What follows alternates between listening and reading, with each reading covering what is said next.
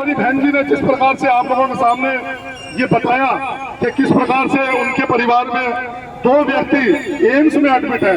साथियों, आप अंदाजा लगा सकते हैं, एक परिवार के जब 2 व्यक्ति किसी अस्पताल में एडमिट होते हैं, विशेषकर एम्स जैसे बड़े अस्पताल में, तो खर्चा भी होता है और आने जाने की जो टेंशन होती है वो अलग होती है। मैं अपने सभी भाइयों से निवेदन करूंगा कि एकजुट होकर हमें इन लोगों का मुकाबला करना है। ये लोग जिस प्रकार का अपना रवैया बना के बैठे हैं, इन लोगों ने मन में इस बात को धारण कर लिया है कि हमें इस क्षेत्र में काम नहीं करना। ये देखते हैं कि इस परिवार ने कितनी वोट हमें दी है, ये कैलकुलेशन करते हैं और ये बताते हैं कि हम आपके क्षेत्र में काम नहीं करेंगे क्योंकि आपने हमें वोट नहीं दिया। साथियों, क्या ये पॉसिबल है? क्या ये संभव है कि अगर इनको वोट न मिली होती तो ये विधायक और पार्षद बन जाते?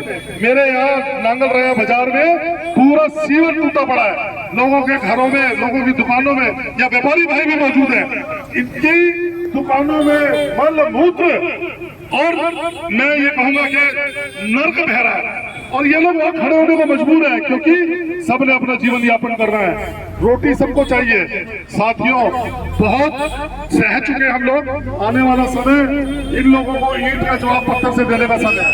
हम आप सब लोग मिलकर इन लोगों का मुकाबला करेंगे, इन लोगों को ये बताएंगे कि आप यदि सत्ता के नशे में चूर है तो जिस प्रकार से कांग्रेस को उखाड़ के फेंक दिया था, भारत की जनता ने ऐसे तुम्हें भी दिल्ली से उखाड़ कर फेंकेंगे। भ्रष्टाचार में इन लोगों ने पीएचडी कर रखी है, इनके विधायक, इनके मंत्री, इनके अधिकारी कान में चूर इनके, कितनी भी इनको लिखा पढ़ी कर लो। मेरे गांव से हजारों कॉरेस्पॉन्डेंस लोगों को की गई, लेकिन एक का भी जवाब इन लोगों ने नहीं दिया। आज हालात ये है कि लोग घुट घुट कर जीने को मजबूर है। आज लोग दूषित पानी पीने को मजबूर है, यहाँ सीवर की समस्या है, यहाँ पीएनजी की लाइन अगर डल रही होती है तो निगम का पार्षद आकर और निगम अधिकारी आकर बोलते हैं कि आप यहाँ गड्ढा नहीं कर सकते। साथियों, मैं पूछना चाहता हूँ, ऐसी कौन सी सिटी है जहाँ बिना गड्ढा करे पीएनजी की लाइन डल गई हो? ये विकास को रोकने वाले आम पार्टी के लोग और इनके मंत्री जो जमानत पर बाहर घूम रहे हैं और ऊंची ऊंची बातें करते हैं, ये इस प्रकार का हर्षोल्लास का हमारे को दिखाते हैं कि पता नहीं ये कितने बड़े क्रांतिकारी हैं। साथियों, आने वाले समय में हम लोगों को इनको पूरा जवाब देना है। जवाब भी कैसे देना है? वोट के माध्यम से देना है, एकता के माध्यम से देना है। बाहर को कोई भी व्यक्ति यदि हमारे गाँव में आएगा तो हम उसे मुंह तोड़ जवाब देंगे। यदि मेरी बात आप लोगों को सही लगी हो तो भारत माता की, भारत माता की आवाज तो हम एक है, आवाज तो हम एक है, आवाज तो हम एक है।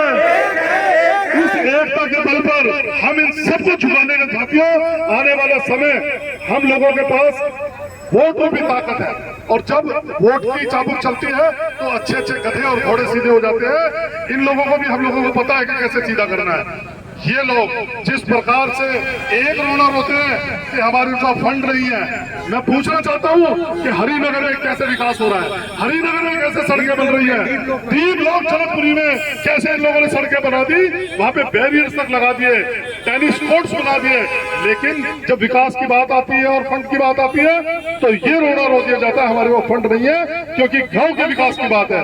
इन लोगों को हम बताएंगे कि नांगल राया गांव कोई छोट छोट गांव नहीं है।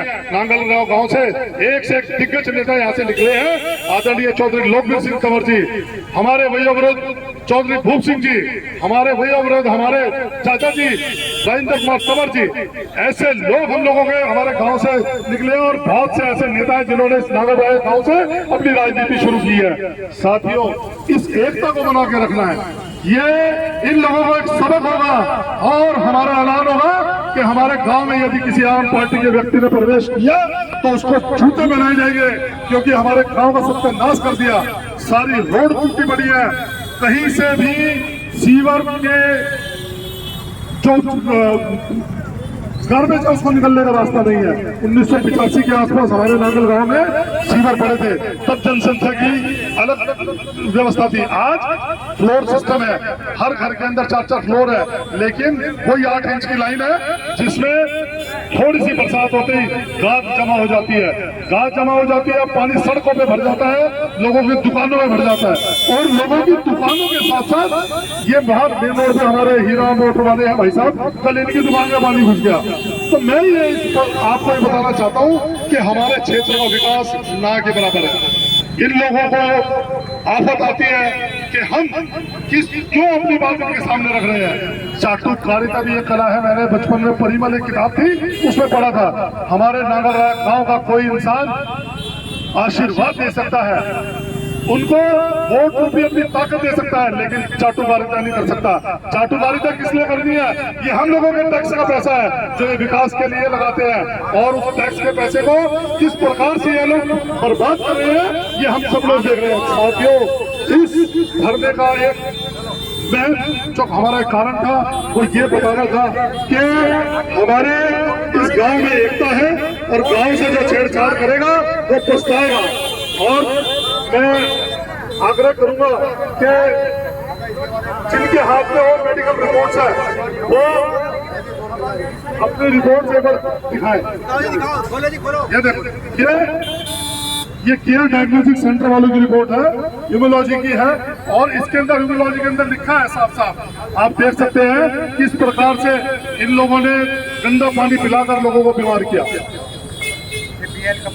ये पीएल के यदि कोई केयर की रिपोर्ट को झुटला सकता है तो झुटला दे, लेकिन ये पीएल के जो प्रतिष्ठित एक अस्पताल है, आप देखिए ये इनकी निकम्मे बनेगी, और हेपेटाइटिस ए जैसी गंभीर बीमारी से व्यक्ति ग्रसित है।